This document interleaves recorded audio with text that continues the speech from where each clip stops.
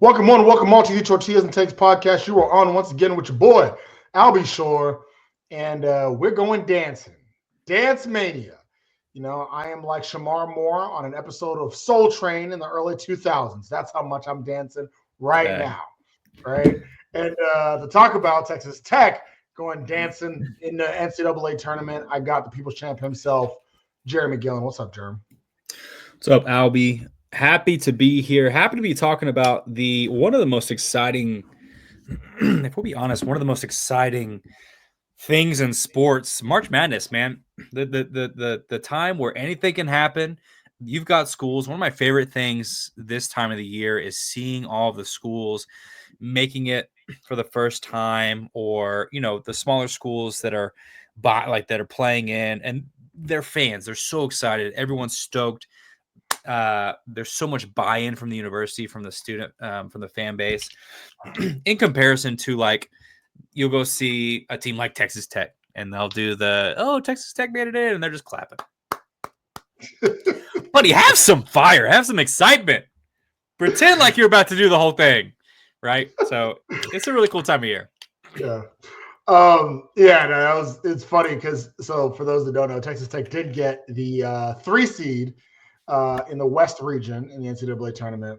And when Texas Tech was announced, we got the camera. We did the whole thing. Like, let's zoom into the Red Raiders as they see them get picked for the 3 seed.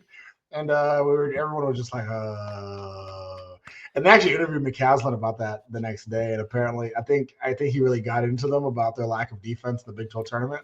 That's what he was like. Yeah, we just had a film session right before this, and I think there were still some effects from that film session as to why everybody got their ass chewed out. So they were like,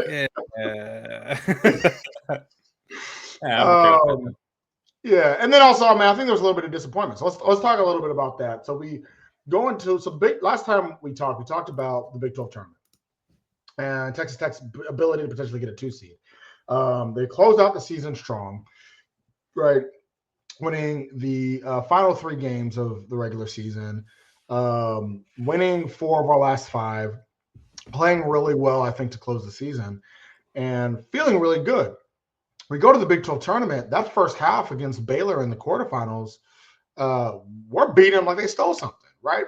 Playing extremely well. We can't miss. What was it? 13 threes in the first half, right? We're playing amazing, up 13 at halftime, and then scoring 52 points in the first half. And as great of a first half we played, one of the best halves we played all season, we play one of the worst halves we played all season immediately afterwards. Talk about a tale of 2 halves in this game against Baylor that had everybody frightened. I mean, I think after halftime, I was kind of like, all right, I can coast. We can coast to the semis. And yet I think the players felt the same way because they coasted. Coasted. And Baylor almost came all the way back, including 2 missed free throws at the very end of the game that gave Baylor a chance to win the game at the buzzer. Jeremy, what were your thoughts about this game? Oh, dude, insane tale of 2 halves, right? The first half, I felt like, man, we're going for that. They saw that BYU team make those 18 threes, and they said, you know what? I take offense to that. We're going to beat it. We're going to beat it in the first half. To the second half, where you score half as many points. What is it? 6? They made 6 buckets the whole half. Six buckets. Right, the rest were field goals. The rest were free throws. So it's like, wonder what happened. I just wonder what happened. Did the team go, you know what, man, we're crushing these guys 52-39. There's no reason to burn ourselves out. Let's see how few baskets we can get and still win this thing. 76-74. If you would have told me it would have been 76-74 at the half, I would have told you lying to me. Just an incredible. And what's crazy is that Baylor didn't play as well in the second half as they did the first. Our defense did tighten down a little bit. Mm-hmm. We just had negative offense. An incredible feat that, I mean, as a Baylor fan, you've got to feel pretty demoralized from, just incredible. And to your point about McCaslin talking about, what this team needs to do better at, they need to do better at that, because while the defense may have been better, this one, Buddy, your offense was hot garbage. Hot garbage. The offense was pretty awful. And also, I mean, I think on the Baylor side, to your point, I do think the defense definitely tightened up in the second half. I mean, Baylor was really only a two-man team. It was VJ Edgecombe, who's been arguably the best player all year. But Norchad Omier was really good. I mean, he was torching us at times. But we tightened up in the second half, and also we got him into foul trouble. I think that was a big part. A part of me wonders if he doesn't pick up that fourth foul, we might lose this game, to be honest. That's right. If he doesn't pick up that fourth foul, and I think Toppin did a good job of forcing that fourth foul, but if he doesn't pick up that fourth foul, I think Omier does enough to win the game. He really slowed down after that fourth foul because he didn't want to pick it up, right? And also, flip side of that, Toppin, who felt like the only guy that was getting any buckets in the second half, was able to, get a little bit more leeway because of it. Man, Norchad Omier, that fourth foul, he just couldn't stand JT Toppin being in his space. Let's be honest. And not only that, it's a really bad, it was one of those, man, get out of here. That's right. That's rec league stuff, man. And Scott Drew was like, dude, why not that on your fourth foul, man? That's right. It's not even worth it, man. You just pushed him. He pushed Toppin as Toppin went up for a dunk. And it wasn't even and the worst part about it is that it's not like he stopped the dunk. The ball was dang near already at the rim by the time he touched it. He's like, man, screw you. Dude, fourth foul. Come on, man. I should have been Big 12 Player of the Year. Yeah. Yeah, so it was just absolutely silly by Norchad Omier, but ended up being good for the Red Raiders in the long haul. Ended up getting him off the court and then giving us a little bit more of an advantage kind of late there. And there was a point I'd say about 2.5 minutes left. I said, I bet if we make one more bucket, we're sold. That's it. That's all we need. I said the same thing. Oh my God, that's crazy. I said the same exact thing to myself when we scored 76 points, because at the time, if I remember correctly, it was 76-70, if I remember correctly, something to that effect. And I said, you know what? I bet this is enough for us to ride it out. Dude, that's right, bro. I was and there was 3 minutes to go too, and I was like, I bet it'd be funny if this was enough to ride. Nobody's really been scoring points. This is probably enough to ride it out. It was they should probably score more points. Bro, it was so ugly. The end of that game was so ugly. Nobody wanted to get a bucket. It was so bad.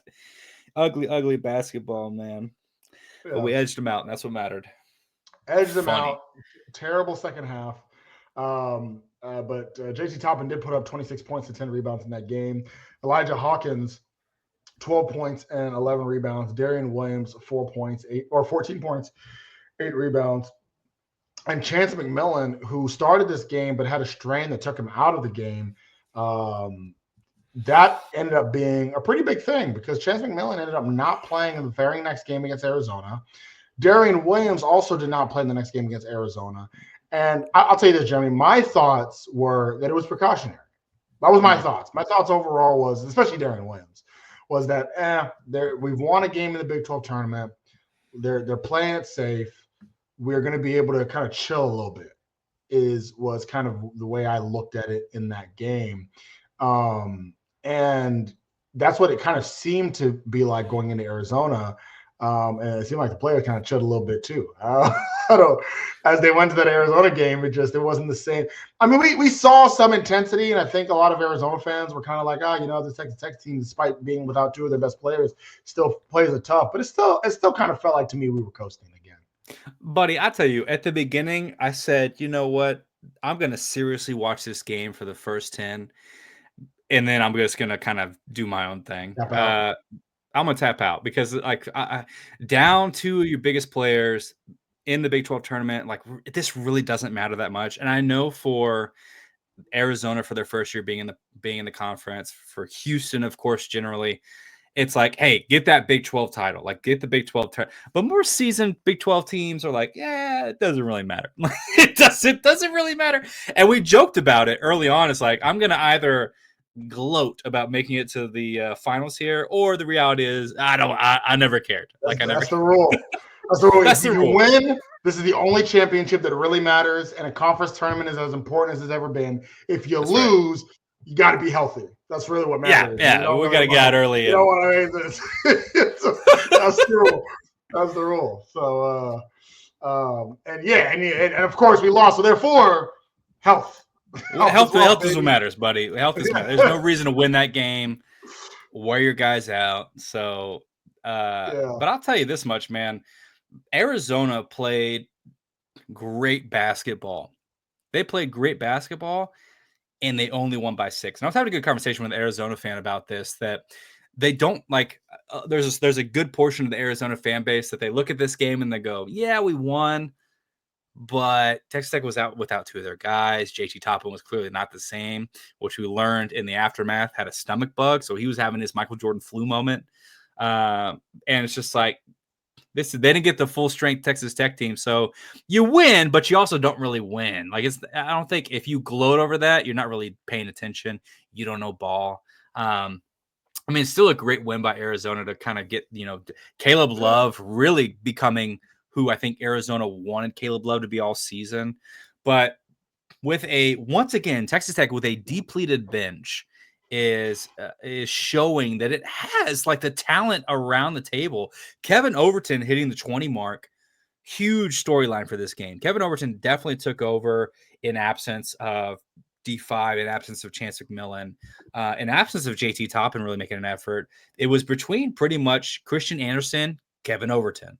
So there's a lot of illustration in this game that, again, Texas Tech has depth, and we know that. And to keep it as close as we did sucked, because then I was like tuned in the whole time. I thought we may actually win this game, but thankfully we did not. So good for you guys, Arizona. You went out and you played a decent game against Houston, and that's what it is. Nobody cares anymore because Selection Sunday happened, and now we're on to the real stuff. Yeah, I do think it helped Arizona get that 4 seed, solidify that 4 seed. And I mean, for Arizona, I think it is a good way to go into the NCAA tournament. Like you said, Caleb Love balled out. I mean, he looked every bit of that NBA draft prospect that people thought he was going to be. And he played really well. KJ Lewis off the bench also played really well. As far as the Red Raiders, 19 points for Christian Anderson. And when you need 20 points from Kevin Overton off the bench, that usually says something about the depletion of your roster. When you have Leon Horner getting real minutes, that also means something about your roster. And when you have here's the biggest thing. When Kerwin Walton is a key offensive contributor, not just toppings, right, on the ice cream sundae, that tells you where you at. Right? Yeah, that's right. So, that's right. So overall, and also Elijah Hawkins, 8 points, 5 assists, 6 rebounds for him as well. But Texas Tech did lose in the semis to Arizona, but nobody really cared. I will say, I mentioned it before, Tech got the 3 seed. I do think this game lost us the 2 seed, though. Yeah. I think if you get to the finals, and we've talked about before about how much the conference tourneys really matter for seeding. And, in some years it doesn't, some years it does. If you're A&M, it doesn't. Yeah. That's if you're NC State, it does. Apparently, apparently so. But if you're North Carolina, you're just in regardless. That's right. You win. Congrats. But it does seem like if we would have made it to the finals, then maybe. But I don't know. It's a woulda, coulda, shoulda type of situation here. So it is. And St. John's ended up winning their conference, and everybody wants Rick Pitino to have that. There's a lot of lore around Rick Pitino, of course, but then St. John's wins their conference, right? So it was easy for them to get the 2 seed. And we talked about that if it came down to St. John's, it's going to come down to who really goes further in the conference tourney. And so they did. And so that makes total sense. Yeah. And I'm still fine with the draw. Yeah, no. So as we kind of move into this, when you were joking about Texas Tech's reaction to them getting the 3 seed in the West region, and our bracket is St. John's at 2. And to me, the second I saw that, I'm like, oh, it don't really matter between us and St. John's, right? Because you could have flipped it. Likely it would have been flipped. Maybe you could have put Texas Tech at 2 and St. John at 3, whatever. Yeah. It doesn't matter. Either way, we're where we are. And that, to me, hell of a draw. I love this bracket. I saw Jay Billis glazing the Florida Gators yesterday, and I was like, buddy. Florida's hot. Florida's very hot right now. I definitely get that. It matters. You told me the 1 seed that was there. Florida's who I wanted. You told me the 2 seeds that were there, St. John's is who I wanted. And that's what we got. Perfect. The 7 seeds, Kansas, please. Thank you. Right. You know, like it's Memphis, please. Thank you. All right. Like Oklahoma's there at a 9 seed. Hell, Oklahoma was a week away from not even being in the tournament. Like this bracket, I love it. You know, that's also why you have like, you know, blowhards on Fox Sports 1 actually picking us to win the national championship. That definitely makes me feel worse about our situation. But, never want to be in the limelight as a Red Raider, that's for sure. Yeah, but I like Texas Tech. I'm like, no, the hell you don't. Shut your mouth. No, you don't, buddy. You don't, buddy. Cowherd, fix him. You don't. Fix him. So, but we do have first round UNC Wilmington on the, and UNC Wilmington is an interesting matchup because I feel like with UNC Wilmington, they're one of those teams and one of those schools you don't hear nothing about all year long, but they rear their head come March. And they're like, man, I like that team. I'm going to root for that team. You know, this is a team that's, they're going to pull off the upset, right? Or you always want to stick behind them. You always want to like feel something about them. And this year, you got to say, screw those guys. They stink, and I want nothing to do with them. You know? That's right. That's right. And then, but somebody pointed out really fruitfully that UNC Wilmington has had somewhat of an aggressive presence in the tournament since 2002. Like they're 1-6 in the NCAA tournament, but each one of those games is determined by a pretty small margin.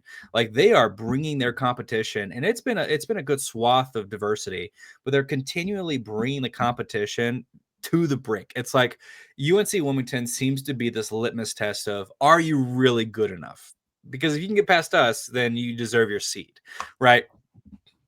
But there's still, I cannot imagine as a Seahawks fan, you're looking at this game being like, let's make sure Texas Tech is a real deal. You're looking at this game and you say, you know what, Texas Tech, I see you in the limelight. I see these people picking you to go to the Final Four. I want that. It's time for us. It's time for us to step in, right? Coastal Athletic, step up. That's what they're thinking over there, you know, especially when they got all those fake schools in the same state, all those losers who get in by the name. Fakes. They earned it. Schools. Oh, you're talking about the Tar Heels? Yeah. Our boy Emory's really gonna hate you for this. His team, they don't deserve to be in. Please. I mean, this year is bogus sometimes, but a deceptively good team is what I'm trying to say. Deceptively good team. That's right. Well, I mean, me personally, I'm hoping the Seahawks act like the NFL version of the Seahawks and make a lot of wrong decisions come this season. So, but we do have a surprise on the podcast. We do have somebody joining us here shortly. And to talk about this Texas Tech UNC Wilmington game, that much more, we got a guest this time go around. And it is Zac Voynow from the UNC Wilmington Sidelines Sports account, right? For all of you that have been talking mess at the UNC Wilmington fan that you thought they didn't have no fans, this is him, Zac. What's going on, Zac? Hey man, how you doing? Good. You've had a long day, you know, talking to Red Raider fans. All day on Twitter. I like your guys' fan base, man. It's been funny. Yeah, we have a lot of burner accounts, a lot of fans. I think I lived in Pennsylvania for 5 years, and I think a lot of people don't realize how rabid the Texas Tech fan base is, because I think a lot of people outside of the state, they know Texas, they know A&M, and we're kind of tertiary, and that's okay. I think we realize that we're tertiary, but they don't realize how devoted it is, and I think you're getting a taste of that here this week. Yeah, I mean, being from North Carolina, I mean, when I think of Texas, University of Texas, Texas A&M, and then Texas Tech. Yeah. And I mean, that's just the brands, I guess, talking. Yeah. I know you guys have good fans, but I can't, besides the Culver year and then football, the Crabtree year way back when I was a kid. I mean, that's just what I think of it. Anything more recent, not really. So it's been cool to interact with all you guys. Yeah, well, the worst part about that comment, Zac, is that's it. Yeah, you're right. Just from a general perspective. There hasn't been much more, and a certain quarterback that has won a few Super Bowls. That's right. Well, I'm an Eagles fan, so I keep him in my mind. Fair enough. Fair enough. So talk to us a little bit about the UNC Wilmington Seahawks.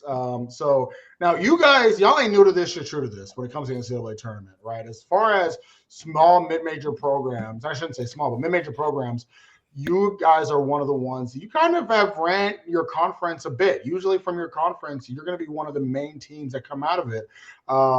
So, how is it? Kind of talk to us about being that mid-major. Is it really not the season doesn't start till the conference tournament season for y'all, or like how is your year to year? No, I mean we have a good fan base actually too. Compared to most mid majors, UNCW's fan base is pretty elite. So we kind of live and die by every game, just like I'm sure you guys do. I know from last year, I know Kentucky fans do. They live and die every game. But no, the season for us starts November, 7th, whatever it is, and we take every game seriously. It's tough being a mid major that's at a pretty good level, not a low major, but a pretty good mid major level, because you have no chance to add net large unless you don't lose a game. But you can still have good wins, and it almost doesn't mean anything at the end of the day. So that makes it a lot tougher. But the CAA has gotten pretty good here over the last couple of years between us, Charleston, Towson's been really tough too. Yeah, no, absolutely. And I think in the Colonial is an interesting one as well, because like you mentioned, you do have decent programs. I mean, when you come out of the Colonial, right? So there's some conferences like the SWAC, for example. It don't matter if that SWAC team went undefeated or 500, they're going to be a 16 seed. Doesn't matter what they do, right? My dad went to Texas Southern. Doesn't matter what Texas Southern does. They will always be a 16 seed. However, for the Colonial, right, there's been moments where you've had teams out of the Colonial that were 12 seeds, 13 seeds, 14 seeds, 15 seeds. And it really, when it comes to seeding, it does matter just how good that season is. I mean, if we're looking at UNC Wilmington this year, right, 27-7, top of the conference, right, some losses that you had overall in this season, like to Colgate and to Howard, that weren't as great, but then also some other good wins, like against Delaware, beating Delaware 3 times. You did the triple sweep against Delaware and stuff like that. So, are y'all stressing about seeding just as much as some of us at-large bids are, or is it just it is what it is? For us, no, honestly, not at all. The whole thing at this level is just making it, because we know we're not going to be a 16. That would be unheard of. We almost know we're not going to be a 15. That's unheard of.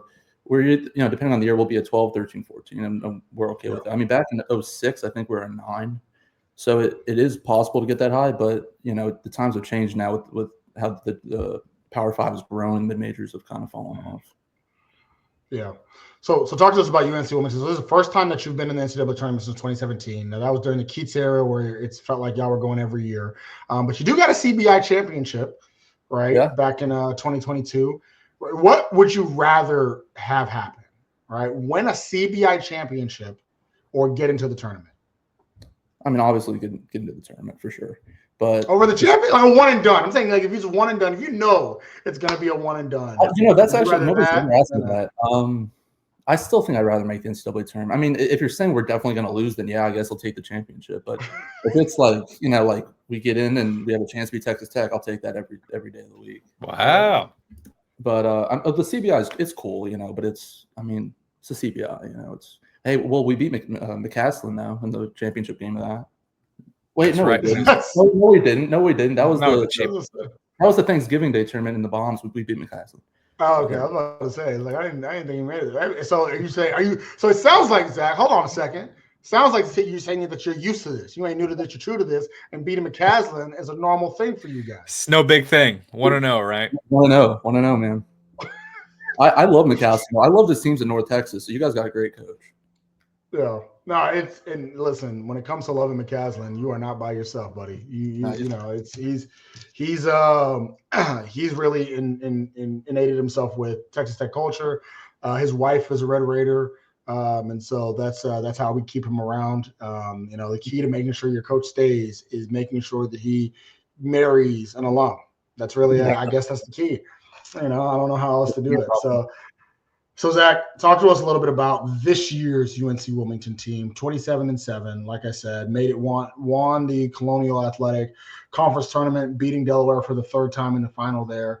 What should we know about this team that we can't just grab off of a stat sheet? Well, okay, that you can't grab off the stat sheet. Basically, the style of play for us has changed. We used to be, for the last 4 or 5 years, we used to be a lot of, we have 2 stars. We're going to ISO the ball. We're going to get the guys first to their spots. If they don't score, we're going to lose the game. We usually would win the game, but against a better team like Texas Tech, can't play that way.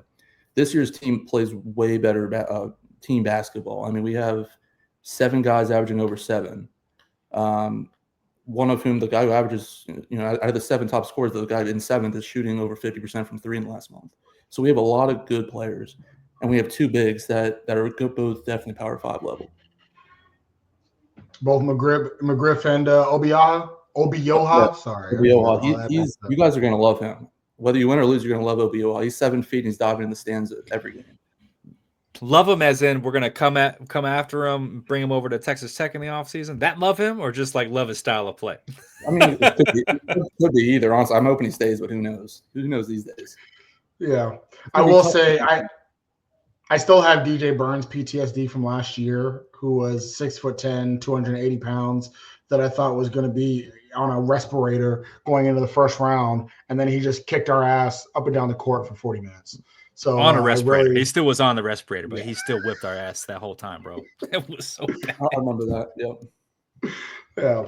So with that, I mean, kind of talk to us about your leading scorer, right? The guard, Donovan Newby. What can we expect from him?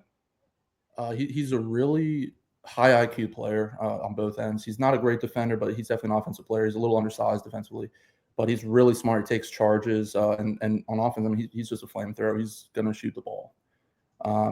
Even if it's not a great shot, he has the green light because he's the guy who's been around. He's the leader on and off the court. He also does a great job of controlling the pace of the game. That's like, he's not always the primary ball handler, but if we're struggling, we're going to get him the ball. We're going to have him go up the half court. He's going to take his time, control the pace.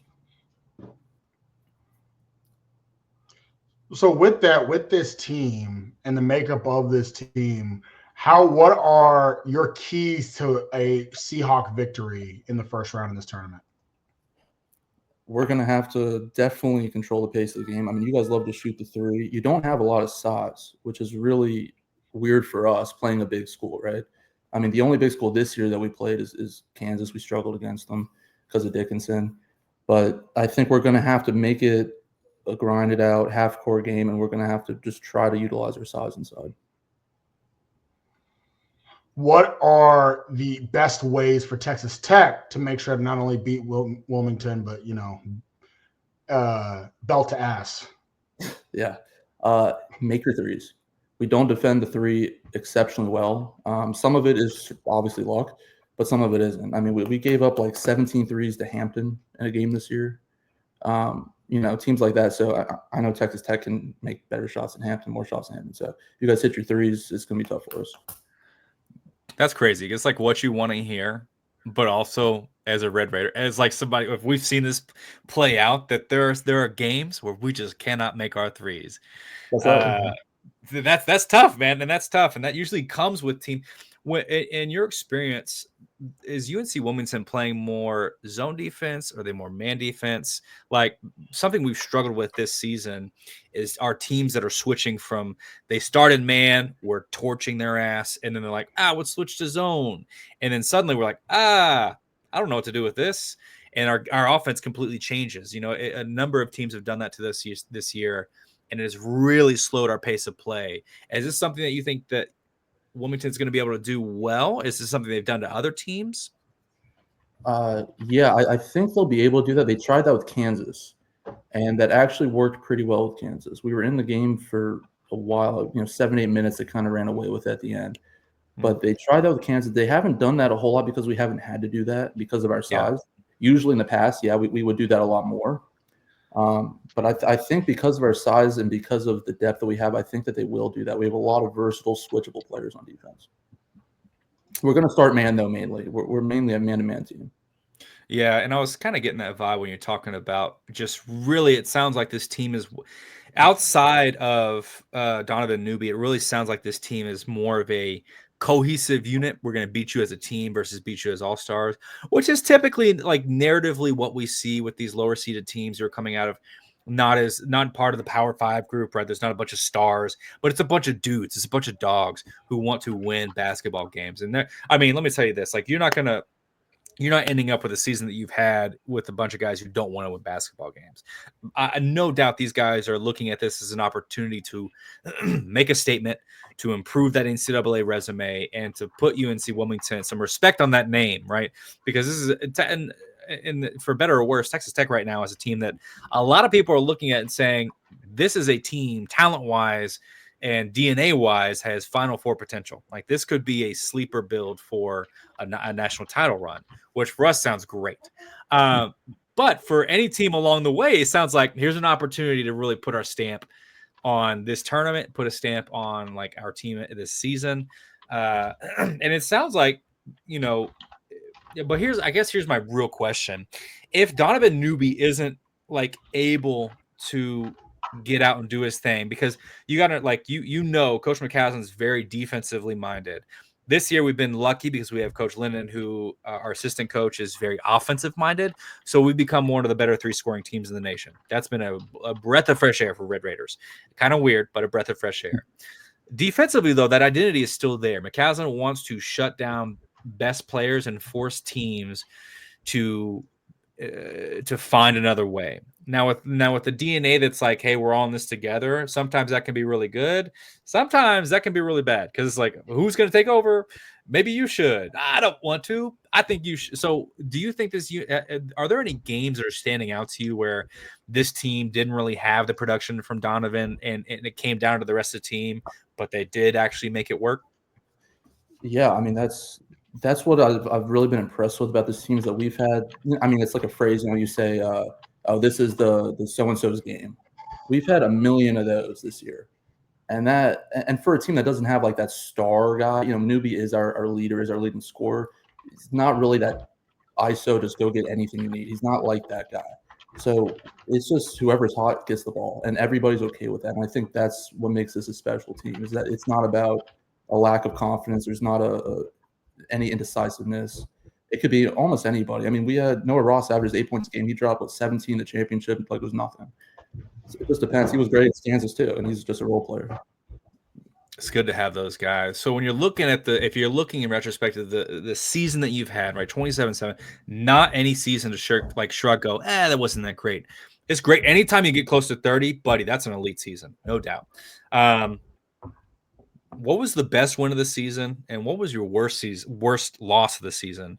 And kind of walk us through that, because I think that's something people tend to overlook when they're making their brackets, right? They're like, well, let's look at all the stats. And I really like to look at what's been their best win and what's been their worst loss, because you want to find like, okay, what are teams going to be looking for? What are their opponents going to be looking for? So kind of walk us through that with UNC Wilmington.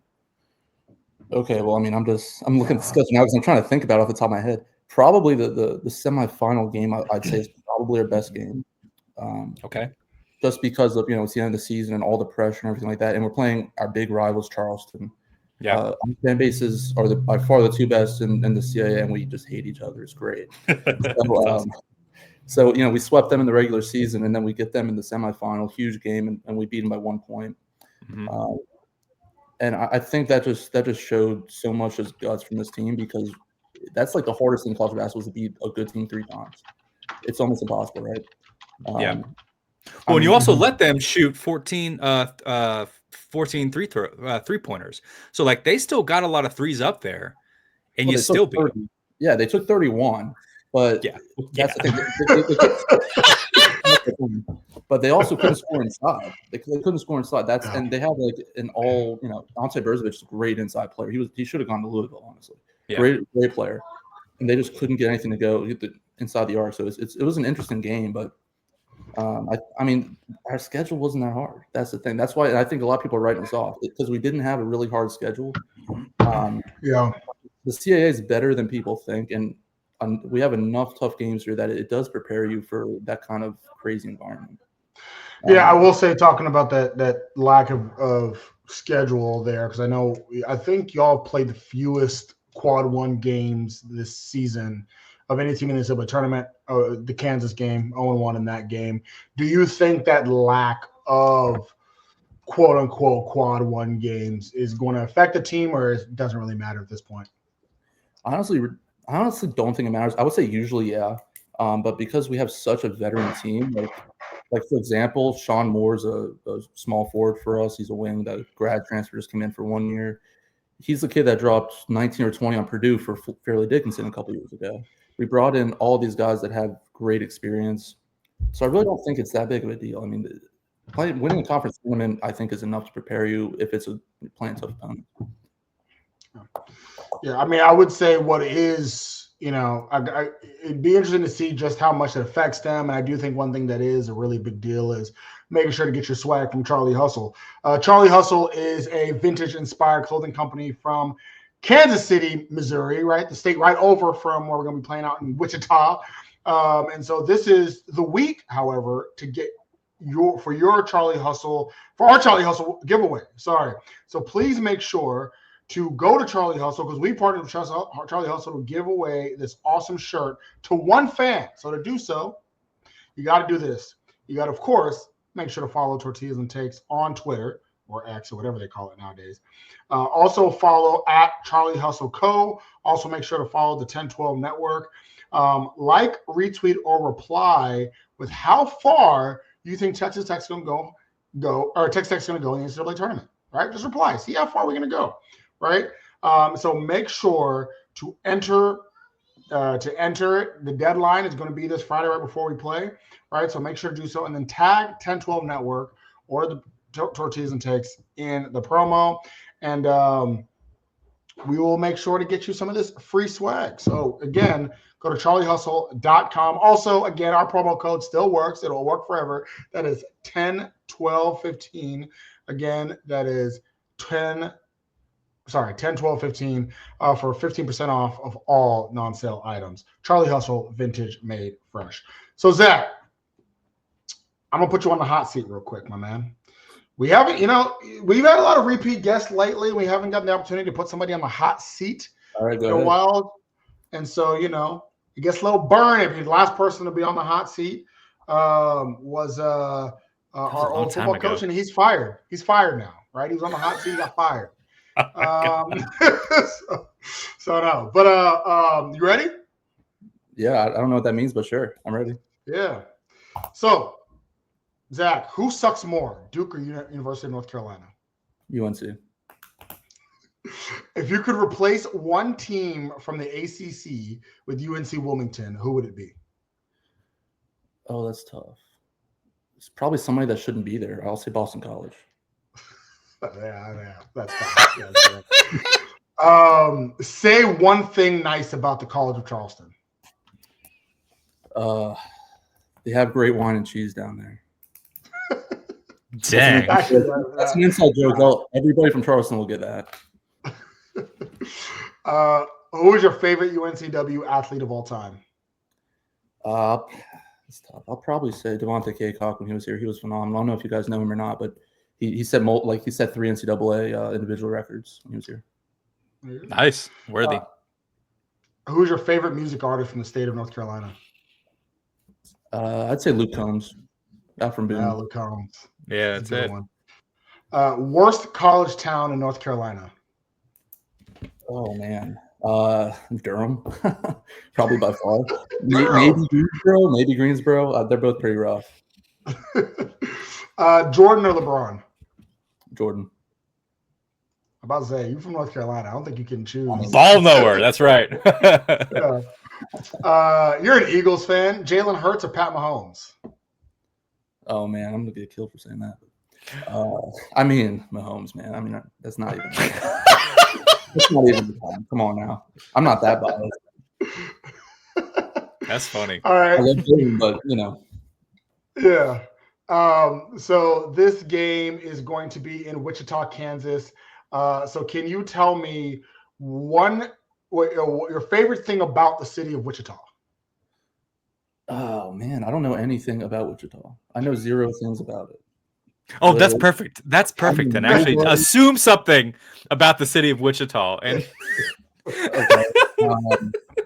It's like when colleges they go up on their like release their schedules to random students and like, hey, who do you think this mascot is? And they just pick the random thing. Yeah. No, I've seen that shit. Assume something which I don't know. I mean, probably there's probably nothing to do there, and they probably have pretty good barbecue. From what I heard, that area is good barbecue, but there's no way it's good barbecue here. So, I don't know. Hey man, birthplace of Ted Lasso, you got to give it to him. So, how far do you realistically think UNC Wilmington can go in the tournament? I mean, I probably think Texas Tech will beat us. I don't think it's impossible for us to win the game though. And I think we could go to the Sweet 16 possibly. I think that's probably our ceiling. I mean, because the next round would be Missouri or Drake, right? So, yeah, likely Missouri. Likely, I don't know. Drake might win that game too. So depends who we play, but I think we could hang with them. Texas will be the hardest one though, for sure. How far do you unrealistically think UNC Wilmington can go? I mean, bringing home a natty. That's right, baby. That's right. All right, and you kind of buried the lead here a little bit, but who wins, UNC Wilmington or Texas Tech? I mean, I'm going to have to have some integrity here. I'm going to have to say Texas Tech. But I think it's going to be closer than a lot of your fans think. Yeah. And then last but not least, better tortilla, corn or flour? I'm going to say flour. Flour, there you go. We got a flour man. So there is really no wrong answers when it comes to better tortilla. They're all fantastic. So thanks, Zach, being on here. I will say, to your point, so we did look up the last 7 NCAA tournament games that you have played. Y'all are 1-6, like Jeremy was saying before. But 5-point loss to Virginia, 8-point loss to Duke, 3-point loss to George Washington in overtime, 2-point loss to Maryland, 9-point loss to Indiana, that overtime win against USC, and then the game against Cincinnati that we're not going to talk about. But in the last 6 games, all single-digit games. So to that point, y'all don't get blown out. Y'all going to be out there and play a good brand of basketball regardless. Absolutely, and we're going to have a good fan base out there. We got a lot of old folks around here with nothing better to do, and they love to support. Hell yeah. And it's great. It's great. It really is. It's awesome. That's fantastic. Anything else you want to say to the people, Zach? Let them know where they can find you. Half of Red Raider fan base have already found you on Twitter, but where else? I mean, on Twitter, my personal is at Zac Voynow, ZACVOYNOW.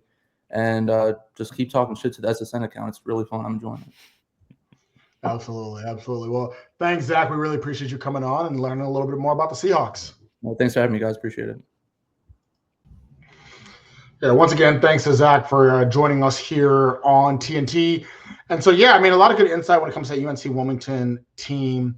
That team, like we mentioned before, Kansas is the only team they've really played this year. That's a quad one worthy opponent.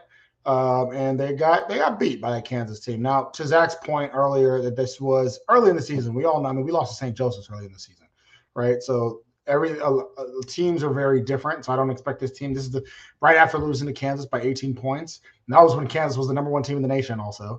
They lost to Colgate by 13. I don't think that same thing is happening now, right? Much better team. This is a team that has also won 6 straight games, as well as winning 17 of the last 19, right? Very good team. So you definitely got to watch out for them. I will say this, the more I pry into UNC Wilmington, Jeremy, this could be a challenging team. The more they make me a little nervous because, and Zach, I don't think went into it knowing where the cheat code is. Where have we struggled this year? When it comes to Arizona, when it comes to our loss against Houston, when it comes to some of these L's we've taken early in the year, it's been teams that are physical and that are big in the paint. And we can talk about we can talk about Newbie, we can talk about all the things he can do. He doesn't worry me. Kamari McGriff and Harlan Obioha, those 2 guys worry me more than anything else. Those 2 guys, especially McGriff, actually. I mean, I know Obioha is the one that gets the rebounds and, like Zach was saying, can dive in the stands and all this other stuff. McGriff, and the fact that he has a bit of an offensive presence, can do a little bit there, he worries me. And so that is those 2 guys there. that can be a recipe for success against the Red Raiders. Yeah, it's something that we struggle with a lot. And if we're not able to, it's something I tried to allude to. If we're not able to get our threes to start going down, then we're having to play a different style of game. Then we're having to go into the paint. Usually, hey, we got JT Toppin, no big deal, kind of like play around, give the rock to Toppin, and he'll go do his hook thing. But when you got the size that UNC Wilmington does, we have struggled against that. Like if Toppin's not able to, ball around, we don't really have anybody else. I mean, you can bring Fetty 2 times in there, but like I don't think we feel comfortable running him. I don't think feel comfortable running him the full length of the court there for that long. Like I don't think that can be your game plan for the entire game. So if we're not shooting them threes, dang, it could get really interesting really quickly.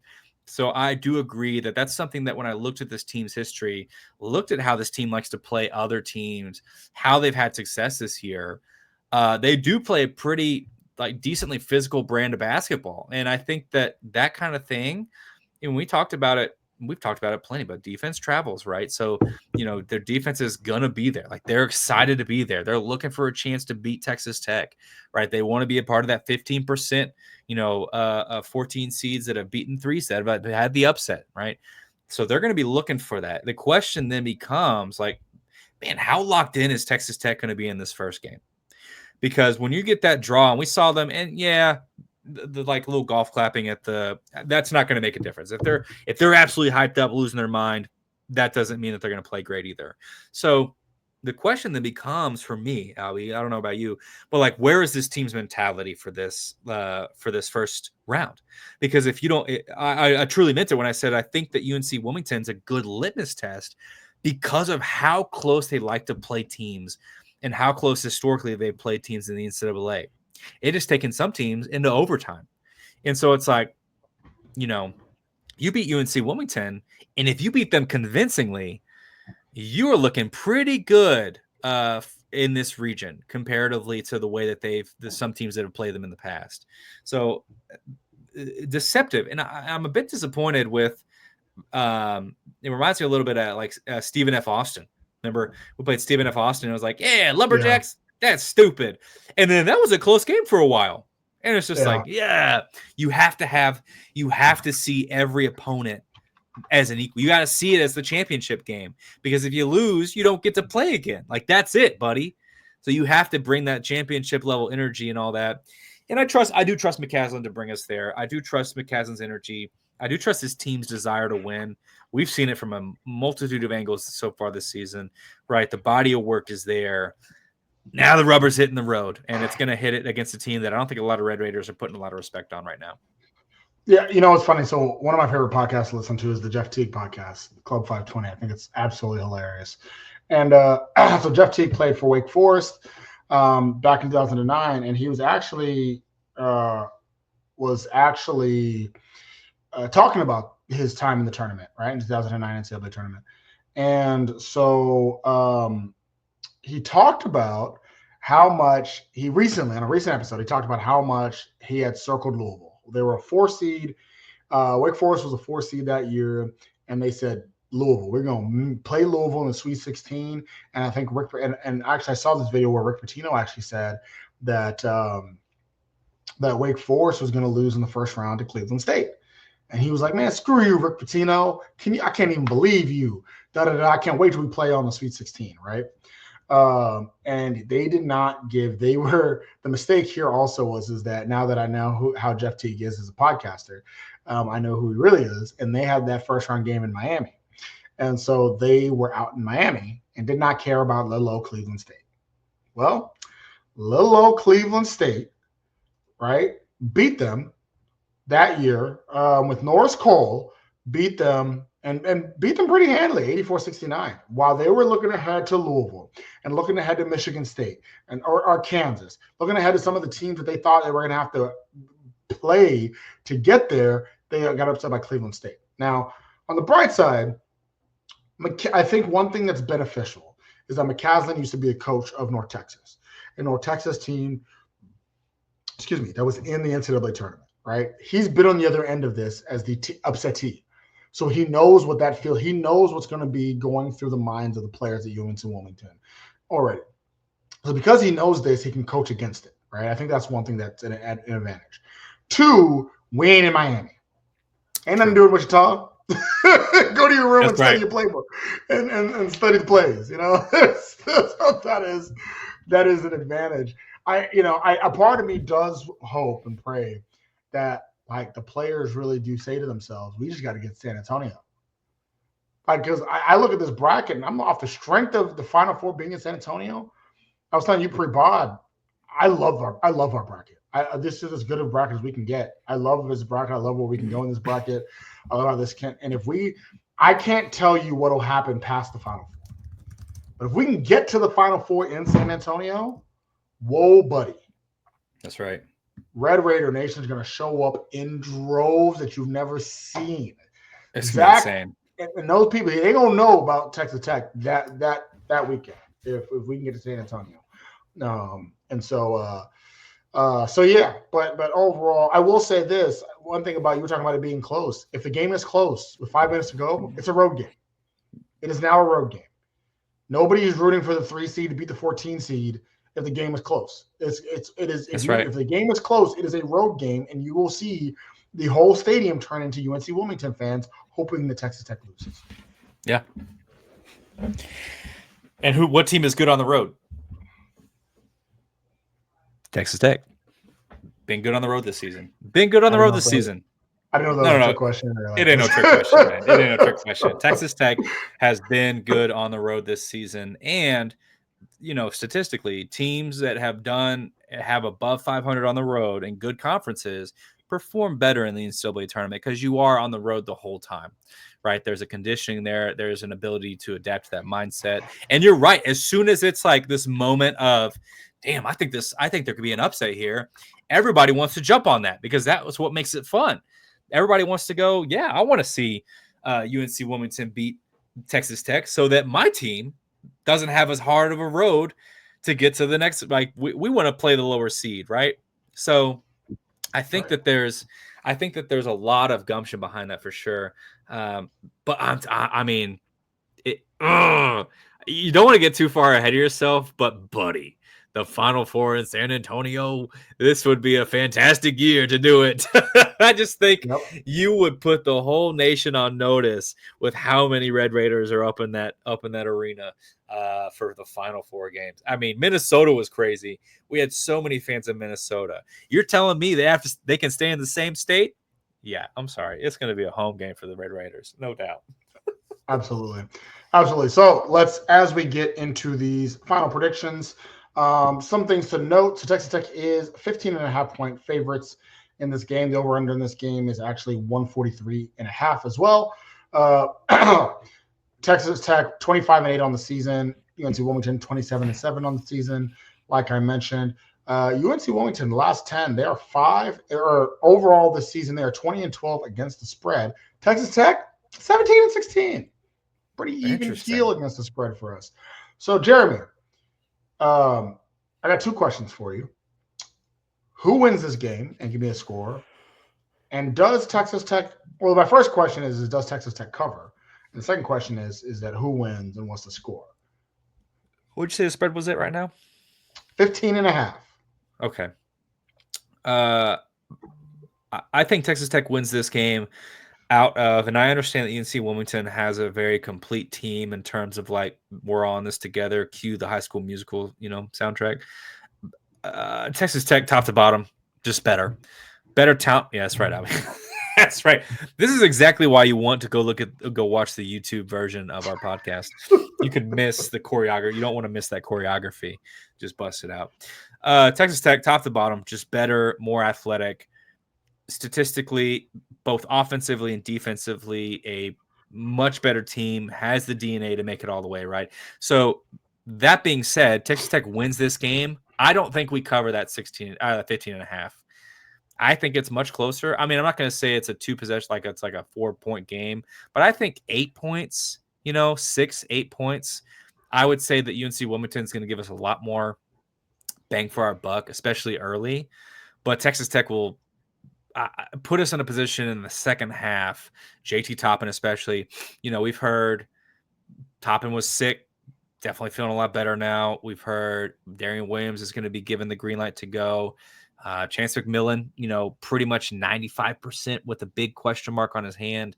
There's a lot of good things going for the Red Raiders right now. And so with a complete Texas Tech team, we don't lose very often. So give me Texas Tech, but I do pick UNCW to continue their streak of beating the spread there.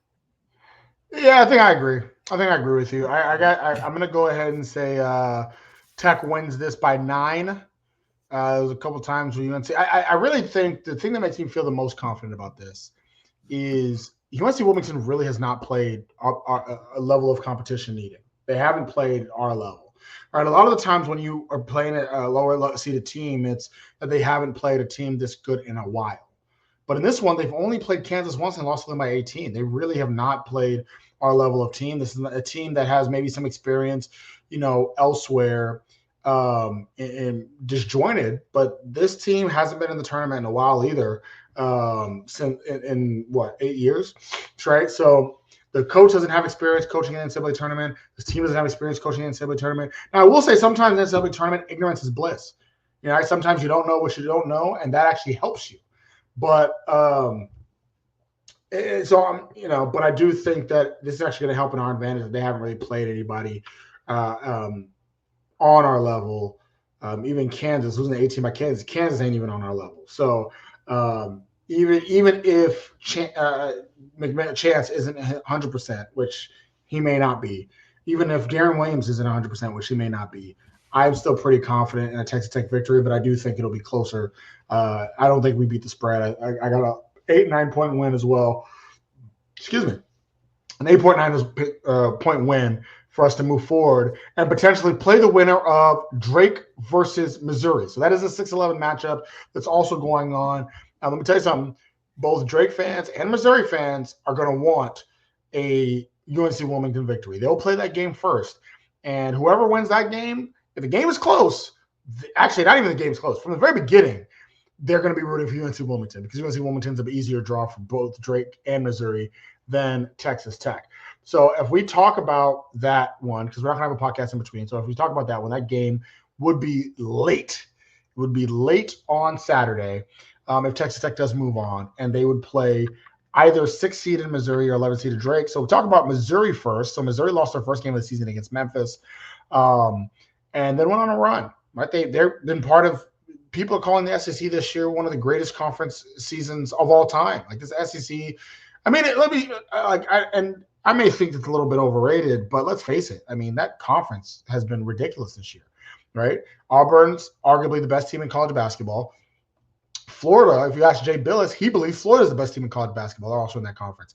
Alabama, Tennessee, both 2 seeds in that conference, right? Off the strength of the conference, Texas made its way in. 13 teams in the conference right here, and Missouri's one of them, right? A lot. I mean, and because of this, chock full of quad 1 wins, right? Key wins, including this team beat Florida this year in Gainesville, right? Beat Florida in Gainesville, right? Beat Arkansas, another tournament team.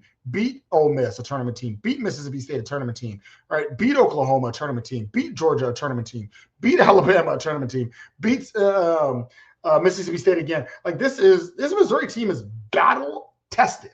So this is definitely one that you definitely look at and say that, man, they've got the goods. They're not going to be scared of Texas Tech because they played Texas Tech level teams the entire year. Then you look at the Drake Bulldogs, who watch out for them. This is a team that's 30-3. 30-3. Their last loss was a 2-point loss to Bradley, which also happened to be their only conference loss of the season. Right? They just waxed the Missouri Valley Conference. This Drake Bulldogs team is one that is used to the NCAA tournament. They seem to be in here every year. And so both games, listen, it's not going to be easy. It's one of the reasons why I wanted the 2 seed so badly, because as much as I still like our bracket, right, St. John's team that they may play in the second round is either going to be Kansas or Arkansas. Let me tell you something, brother. I'd much rather play either Kansas or Arkansas than have to play either Missouri or Drake. But what are your initial thoughts on both of those 2 teams? You really have a tale of 2 different pedagogies here. Drake, but Drake coming into this game, really great storyline because remember they lost their head coach, Darian DeVries last season, and basically rebuilt from the ground up. Right, lost almost all of that team that won the Missouri Valley Conference, and they hired up Coach McCollum, who brought in 3 or 4 starters from D2, and they said, "Listen, coming in rebuilding, but we're going to do our very best," and do their best. They have. You can look at the Missouri Valley Conference and say, not really a great conference, nothing really to write home about, blah, blah, blah. But Drake is 6-0 in quad 1 and 2 games. Like when they've played good opponents, they beat them. And I think Drake, something that they do really well is they play stifling defense. What they want to do is they want to get you in those half-court scenarios. They want to slow you down. They want to really limit your ability to shoot well. And they've done it this season, where they're holding opponents to 58.4 points a game, and they're holding opponents' three-point percentage to like just about 30%. So they're really slowing teams down. Missouri, on the other hand, a team that's played in a much more prestigious conference. Is that valid or not? We're about to find out in the tournament. But one that's gotten in a bunch of teams, one that people are going, every game's a quad 1 game. And, we've heard that narrative before for the Big 12. But the question is Missouri's kind of fast-paced offense going to be like they match some of the like they're matching some of the SEC's highest offense in Alabama and Auburn and stuff like that. They shoot about 37 from 3, so that kind of really approaches Drake's comfort zone. So it's really going to come down to whose style of play wins the day. If Drake is able to slow down Missouri, look out. Drake's going to surprise a lot of people and disappoint a lot of SEC fans. But if Missouri is able to run as they want to, and they don't rebound very well, so they have to transition efficiently. But if they're able to do so, and they've done so at a periodic, like at a couple games this season, then Drake's going to have a really hard time, playing the game that they want to play. Right? It's the way that, and to put it in reference for Red Raiders, it's whenever you think about the Chris Beard years, the Drake defense is very similar. We still got boat race in some of those games because teams wouldn't miss from 3. So if Missouri's having a really good shooting game, it's going to be hard for Drake to keep up. But if I would say watch that first half, if Missouri starts slow, it's going to be hard to make up that ground in the second half. Yeah, it's so here's one thing that's interesting about Drake. So Drake's been to the NCAA tournament a lot recently. This will be their 4th time in the NCAA tournament in 5 years.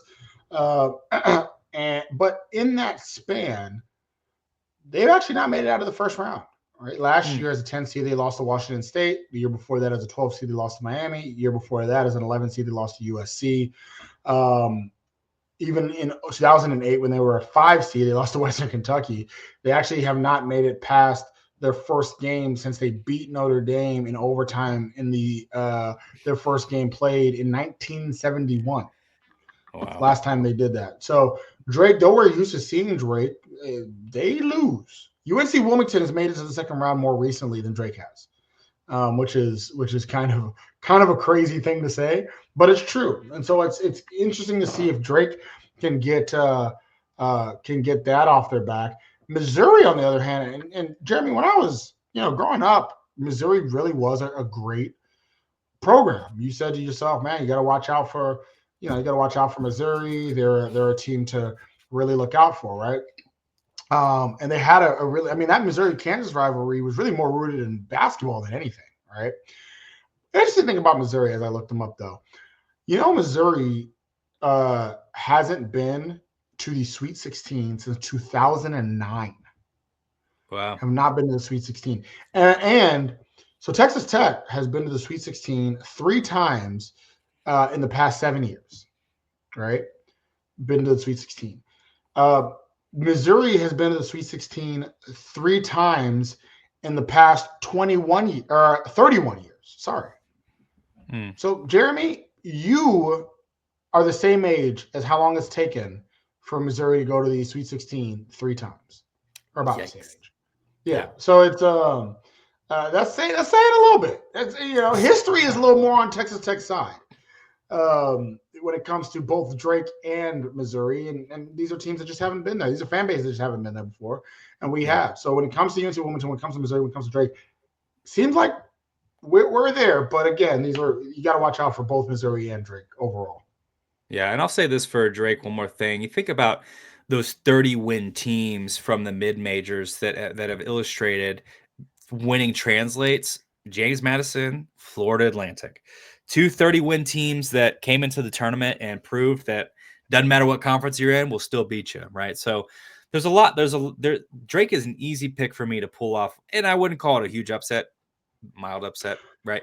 Well, this is the most wins in program history. They've never got to 30 wins before, and they did it this year. So with a new coach, first year, with a new coach, right?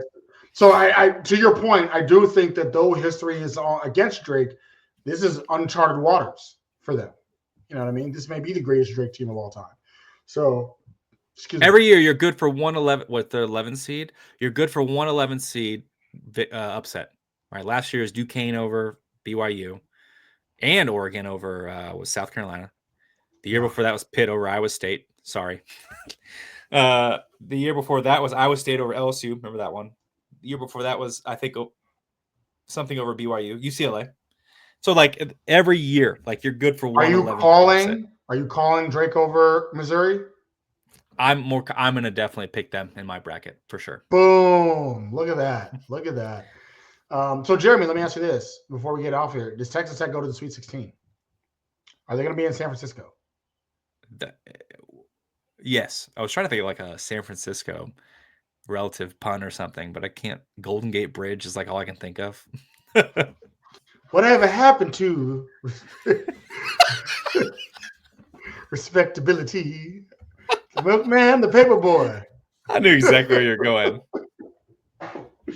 Late night TV. Yeah, I think there's youngins listening. There's youngins listening to this. They're like, "What the hell are y'all talking about?" No clue what they're talking. No clue what we're talking about. Dang, that's crazy. Yeah. Anyways, I think we got a good path for it. Definitely good path. How far do you think Texas Tech goes in this tournament? Buddy, with a healthy team, with the mindset our team has, with the region that we're in, I am so confident that we can really get to the Final Four.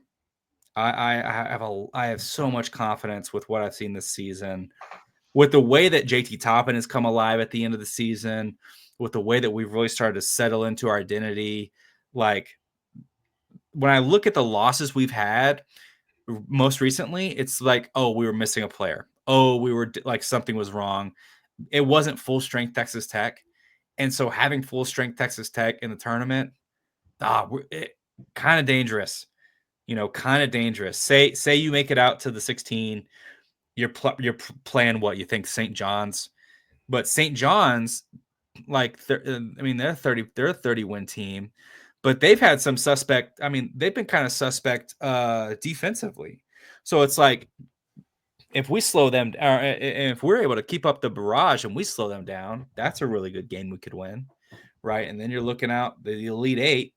Who you playing? Maybe, I don't know. You want to assume Florida because they're the one, but I don't know. Like, you could probably see Maryland making their way in there. They've had some really good wins.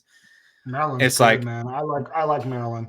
I do like Maryland as a team. So it's like that'd be a really good one.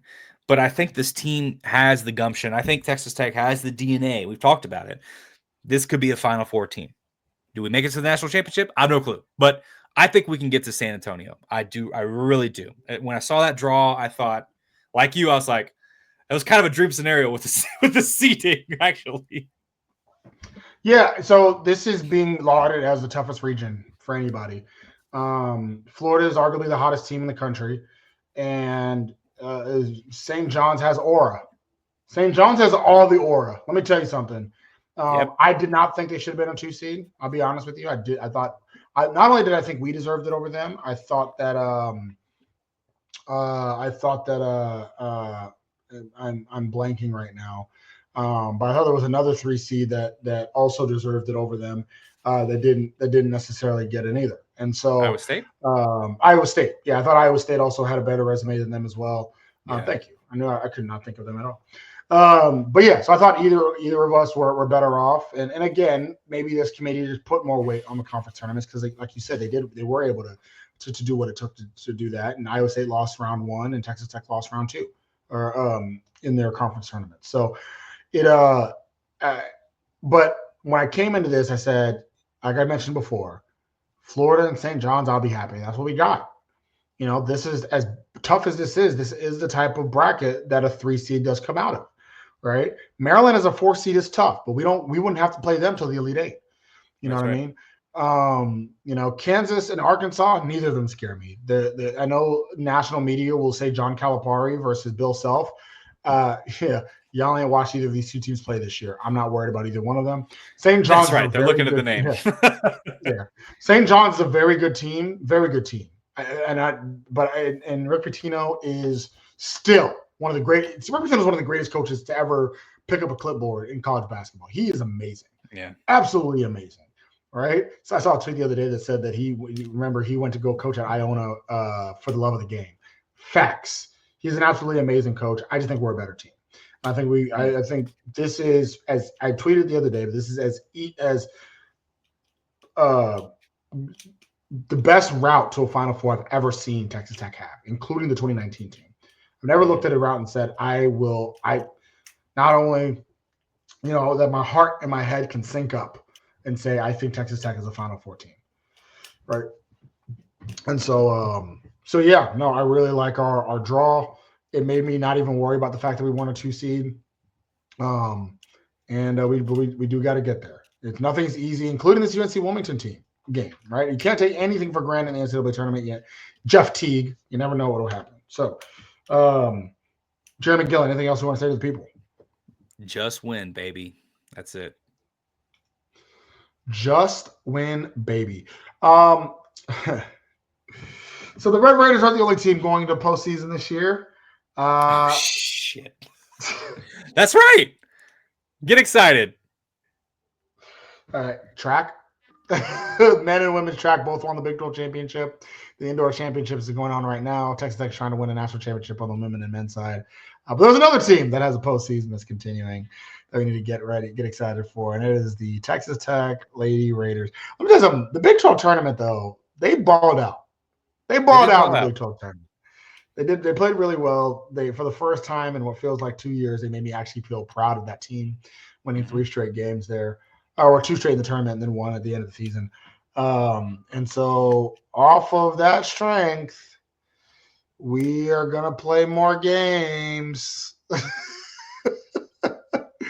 Yay.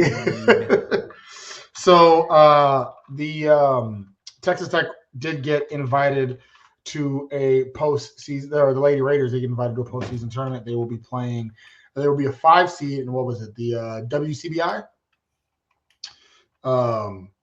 And so the WBIT, I know I had the letters mixed up there. The WBIT, it is a new tournament. I think last year was the first rendition of it. So in this one, they were invited. They are going to be a 5 seed, and they'll be playing at Wyoming. So let's see what the Lady Raiders do. Maybe this is an opportunity for them. It's going to be on ESPN Plus. We'll be able to see it.